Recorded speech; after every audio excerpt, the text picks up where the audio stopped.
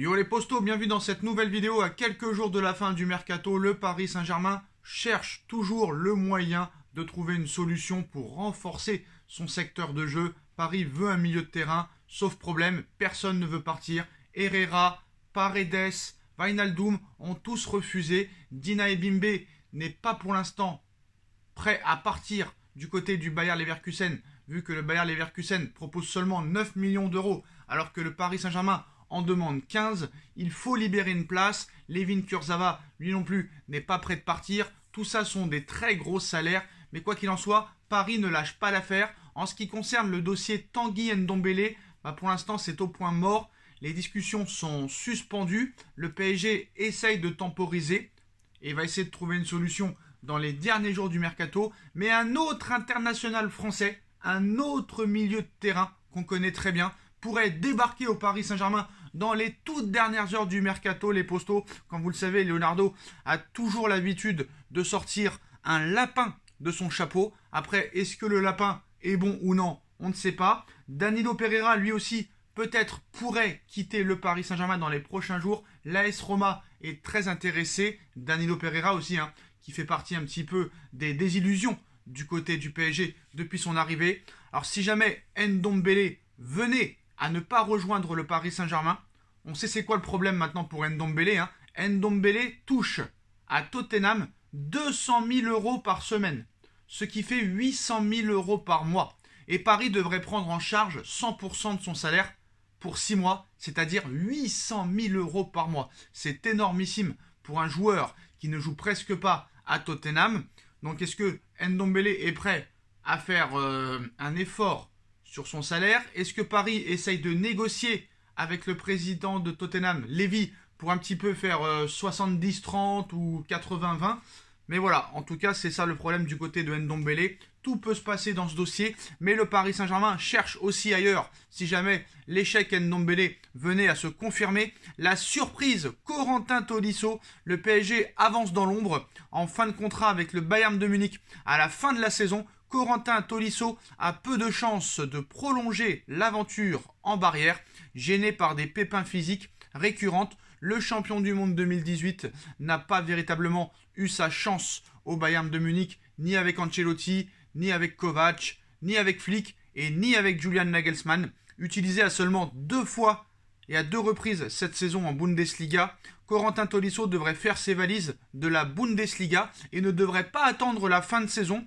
Et le moins que l'on puisse dire, c'est que le milieu de terrain formé à l'Olympique Lyonnais ne manque pas de prétendants. À en croire aujourd'hui les informations relayées par Calcio Mercato, au moins 5 cadors européens sont sur les rangs pour l'accueillir. Corentin Tolisso en tant que joueur libre en juin prochain. Mais le Bayern serait prêt à laisser partir Tolisso si une offre intéressante du style 5 à 10 millions venait sur la table à la fin du mercato hivernal. Parmi les clubs intéressés en priorité, on y retrouve le Paris Saint-Germain qui aime de plus en plus flairer les bonnes opportunités avec les joueurs libres à l'instar de Sergio Ramos, Wijnaldum ou encore Gigi Donnarumma cet été. Donc le PSG est très intéressé par Corentin Tolisso et aimerait le faire venir dès cet hiver. Alors comment faire vu que Tolisso est en fin de contrat avec le Bayern cet été? Certes, le Bayern ne serait pas contre une compensation financière à 6 mois de la fin de son contrat. En plus, qu'est-ce qui fait aussi que le PSG est séduit un petit peu par la piste Corentin Tolisso dans ses derniers jours de fin de mercato d'hiver? C'est que Tolisso a un salaire beaucoup moins conséquent que celui de Dembélé. Dembélé à Tottenham touche 800 000 euros par mois. Quant à Tolisso, c'est 580 000 euros par mois. C'est quand même 220 000 euros de moins. Alors, est-ce que Tolisso est meilleur que Ndombele? Est-ce que Ndombele est meilleur que Tolisso? Ça, on ne sait pas. En tout cas, les deux jouent très peu. Tolisso, lui, quand même, a déjà montré certaines choses que Ndombele, peut-être, n'a pas démontré. Donc, au milieu de terrain, des joueurs comme Ander Herrera, Leandro Paredes ou encore Danilo pourraient aussi quitter le Paris Saint-Germain dans les derniers jours, même si pour l'instant, ils n'ont pas envie de partir. Et peut-être pour compenser un de ces départs, le Paris Saint-Germain verrait d'un très bon œil la venue du champion du monde français pour peut-être moins de 5 millions d'euros. Peut-être même que le Bayern serait prêt à le laisser partir gratuitement à 6 mois de la fin de son contrat. Donc joueur de caractère, on va pas se mentir, Tolisso c'est un joueur de caractère, un joueur polyvalent. Dans le milieu de terrain, il est plutôt à son aise techniquement. Il pourrait faire beaucoup de bien à des joueurs comme Marco Verratti. Corentin Tolisso, pour moi, coche un petit peu toutes les cases. Mais le seul problème, c'est encore une fois les blessures. Les blessures récurrentes. Et on n'a pas besoin de ça au Paris Saint-Germain.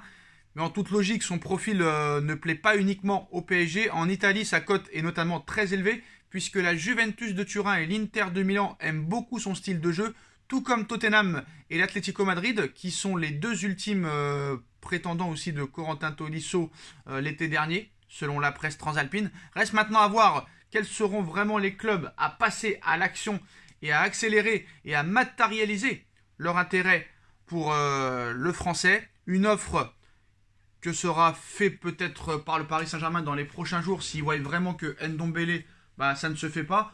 On sait très bien que dans tous les mercatos, que ce soit estival ou hivernal, il y a beaucoup de choses qui se passent le dernier jour du mercato. On se rappelle du mercato 2020 et le dernier jour, lors du 5 octobre, où Danilo Pereira, Florenzi et Moise Kean avaient débarqué, alors que personne ne les avait cités.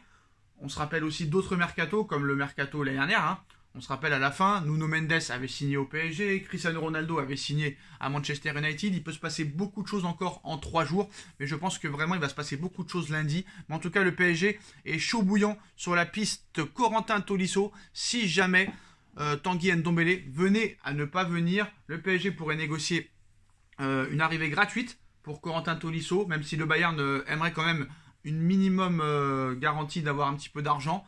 On parle de 5 millions, voire 10 millions. Est-ce que Paris est prêt à débourser cette somme?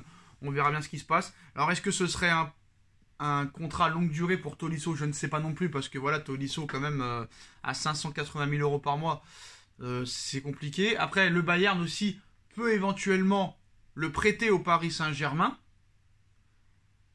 Tolisso finit ses 6 derniers mois au PSG. Après, Tolisso sera libre. Et là, il pourra signer où il veut. C'est des stratégies qui ont déjà été faites dans le football. Donc tout est possible. On verra ce qui se passera. Dites-moi en commentaire ce que vous en avez pensé, les postos. On like, on partage, on commente, on s'abonne. Et on se retrouve très vite pour une nouvelle vidéo, les postos. Tchuss.